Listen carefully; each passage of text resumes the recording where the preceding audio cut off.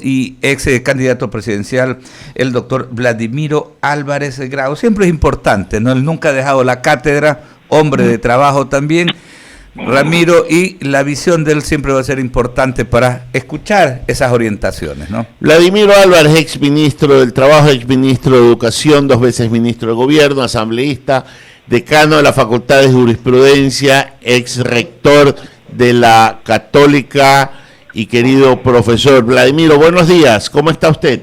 Buenos días, gusto de saludarte. Vladimiro, el marco de la Constitución es para gobernar el Estado y ahí están también dados ciertos hechos de excepción. Pero hay algo, cuando en el ejercicio del poder se producen son actos extraordinarios no previstos por la Carta Magna que debe de regir y que jura un presidente, y se producen los actos de gobierno. Estamos frente a un acto de gobierno que el presidente Lasso tiene que enfrentar, aún viendo un poco estirando al máximo los elásticos de la Constitución. ¿Aló? Hola, sí, hola. ¿Me escuchó la pregunta, Vladimiro? No, la pregunta no, simplemente que Lasso debería estirar las normas constitucionales. Que estamos viviendo un hecho extraordinario que probablemente no esté enmarcado dentro de las excepciones que marca la Carta Magna, y que se enfrenta el presidente Lasso a lo que debería ejercer él como actos de gobierno que son para situaciones inéditas. ¿Usted cree que es una situación inédita la que estamos viviendo y justificaría en el presidente Lasso ejercer actos de gobierno? Definitivamente estamos viviendo una serie de hechos, acontecimientos de violencia, de delincuencia organizada, yo diría incluso de actos que no parecen humanos, viendo los videos de lo que ha ocurrido en la penitenciaría. Son actos, perdónenme la expresión, diabólicos. Y frente a eso, obviamente, el gobierno no puede permanecer impávido, y está bien que actúe con ejercicio de la fuerza, en el marco que las leyes se lo permitan. Pero en esto debe haber un alto grado de discrecionalidad que le permita, como lo ha mencionado en sus últimas declaraciones, enfrentar estos hechos delincuenciales. Y yo creo que es correcto que disponga que intervenga la Policía Nacional con el resguardo y el respaldo de las Fuerzas Armadas. Los efectos y las acciones de una Corte Constitucional, que por supuesto yo no voy a desdecir lo que he estudiado y me he formado, tienen que resolver en el marco de la Constitución, pero a veces la Constitución no tiene todos los hechos descritos que puedan justificar un accionar más allá de lo que le permiten. ¿Estamos también en esa situación? Estamos en esa situación, pero hay que revisar con mayor profundidad los textos de la Constitución. Mucho se ha criticado el hecho de que el presidente disponga e intervenir a las Fuerzas Armadas dentro de las penitenciarías. E incluso la resolución de la Corte Constitucional va en ese sentido. Pero quienes tienen la oportunidad de conocer lo que dice la Constitución respecto a las Fuerzas Armadas y a la Policía Nacional, y no solamente que lo lean, sino que lo entiendan, porque hay muchas personas que leen algo pero no lo entienden. Por decir algo, me parece que es el artículo 158 de la Carta Constitucional, señala que las Fuerzas Armadas y la Policía Nacional son en definitiva instituciones de protección de los derechos, de las libertades, de las garantías de los ciudadanos. Y cuando hay grupos violentos, como se ha visto en estos casos tremendamente violentos y como he dicho yo hace un momento, diabólicos, que violan derechos, libertades y garantías, incluso de presos, no digamos de ciudadanos afuera. En ese caso las Fuerzas Armadas pueden intervenir. Y hay que aclarar también que la propia Constitución señala que las Fuerzas Armadas tienen como misión fundamental la defensa de la soberanía y la integridad territorial, pero no es la única misión. Esa es la misión fundamental, la defensa de la soberanía y la integridad. Y hay quienes dicen, no, solamente es para casos de invasiones que nos pretendan quitar el territorio, es solamente para el caso de guerra. No, esa es la misión fundamental, pero también, obviamente, tiene otro tipo de misiones de acuerdo con la propia norma constitucional, conjuntamente con la policía, que tiene como misión la protección interna, el mantenimiento del orden público, que siendo funciones privativas del Estado, son también responsabilidad de la Policía Nacional. Y en esto, perdónenme, yo soy muy obsesivo en las normas jurídicas y tú lo sabes.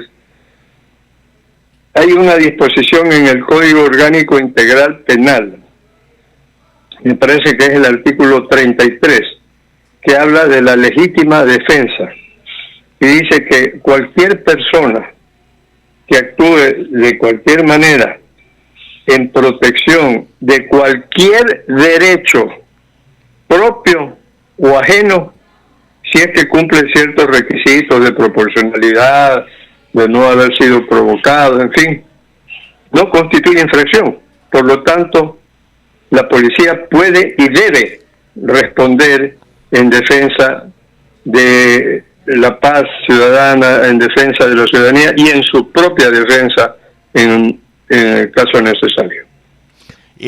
Vladimiro, le paso a mi compañero Alberto Quintana, que continúa con la entrevista. Gracias, volviéndolo a saludar al doctor Vladimiro Álvarez Grau. Al parecer, doctor, hay un verdadero desenfoque, ¿no?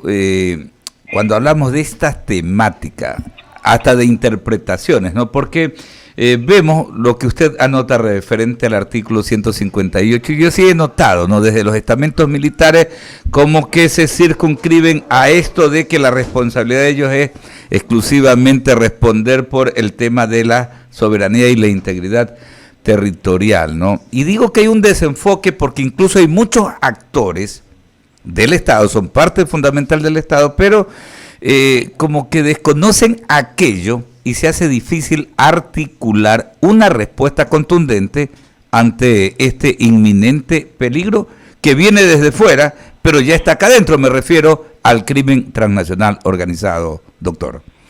Así es, y en eso pues no pueden actuar incluso solamente en base a las normas de investigación, inteligencia, prevención, disuasión, etcétera, la fuerza pública nacional, sino que sin violar la soberanía nacional puede llegarse a acuerdos con organizaciones de otros países que tienen como misión también la investigación y las acciones contra el delito organizado nacional e internacional. Y en eso está bien, me parece muy bien por parte del presidente Lasso el señalar que va a contar con la cooperación de organizaciones de este tipo de los Estados Unidos de América, de Israel, de Colombia, de España. España, sí. Como fue en otro momento. Yo quisiera recordar, y perdónenme que sea reiterativo, pero la primera vez que yo fui ministro de gobierno, se me presentó una situación muy difícil. En un momento determinado, había una ceremonia de cambio de mando del comandante general de policía. Salía un general Enríquez, entraba un general Villarruel. Sí. Y estando en la tribuna, en el acto solemne de cambio de mando, en que asistía el presidente, algunos embajadores, otros ministros, etcétera, yo tenía recién una semana de ser ministro de gobierno, no conocía muy bien todas las fortalezas o debilidades de la Policía Nacional, y se me acerca así en silencio mi edecán, mi oficial de seguridad, y me dice: señor ministro, una mala noticia. Digo: ¿qué ocurre? Acaban de tomarse aparentemente un grupo subversivo la embajada de X país, un país centroamericano, aquí en Quito. Le digo: sí, y el embajador y los miembros de la embajada están secuestrados dentro de la embajada. ¿Qué orden usted, señor ministro, imparte? Imagínense, yo tenía una semana de ser ministro de Gobierno y Policía.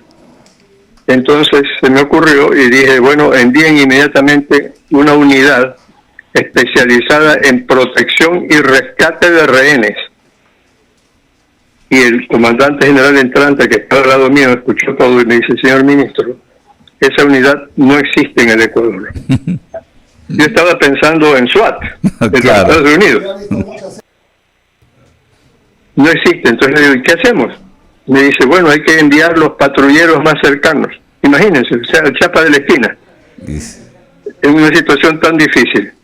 No les alargó la historia, se hizo eso, se empezó a discutir y a negociar con los secuestradores. En esa época no habían celulares, no habían teléfonos inalámbricos, había que negociar a través de los walkie-talkies. Vea eso. Y bueno, la cuestión es que 2 días más tarde se logró un acuerdo, se les envió un bus que se puso al pie de estos fulanos, se embarcaron y se fueron al Perú. Y se logró salvar al embajador de ese país y a los miembros de esa embajada. Correcto, esto nos lleva, ¿no? Pero discúlpame, ahí no termina la cosa. Una semana más tarde convoqué al alto mando policial y con la anuencia del presidente Osvaldo Hurtado, siendo yo ministro de Gobierno, se creó el GIR, el Grupo de Intervención y Rescate. Y mediante un acuerdo con el embajador de Israel, se enviaron algunos oficiales de la policía a capacitarse con los comandos israelitas. Otro grupo con los comandos anti-ETA en España, mediante un acuerdo con el embajador de España. Y otro grupo a entrenarse en el campamento de Cuantico, en los Estados Unidos, donde se entrena el FBI en negociación y rescate de rehenes. Eso Así nos lleva, nació el GIR. eso nos lleva a concluir, doctor, que precisamente no necesitamos, como necesitábamos en aquella época a la que usted se refiere, necesitamos la asistencia de esos gobiernos que hemos anotado que tienen grupos especializados. ¿Quién va a dudar, por ejemplo, que la Mossad es el servicio tal vez en materia de inteligencia de mayor avanzada? Y me refiero pues al organismo israelí, ¿no? Y en fin, oiga, solamente por pedirle una precisión, ¿no? En torno a todo este asunto, definitivamente se ha dado un gran paso, refiriéndome pues a la cita, al encuentro de las autoridades, porque yo creo que en primera instancia se sientan y hay esa representatividad del Estado como para comenzar a delinear una estrategia que sea contundente, ¿no? Así es. Doctor, yo creo que en ese sentido el presidente Lasso está actuando muy bien, con firmeza y con criterio de defensa de los derechos en general de la ciudadanía, y no, como muchas veces se pretende, en defensa de los derechos humanos de los delincuentes. correcto. Doctor, agradecerle, le enviamos un fuerte abrazo. Gracias, Vladimiro. A la distancia, Vladimiro Álvarez Grau, ex ministro de Estado, ex candidato presidencial acá en nuestro país. Y el famoso autor de la frase icónica de la historia, ¿dónde está la plata? No hay nada que hacer. Gracias, querido amigo. Un abrazo, Vladimiro. Nos conversamos pronto. Gracias a ustedes.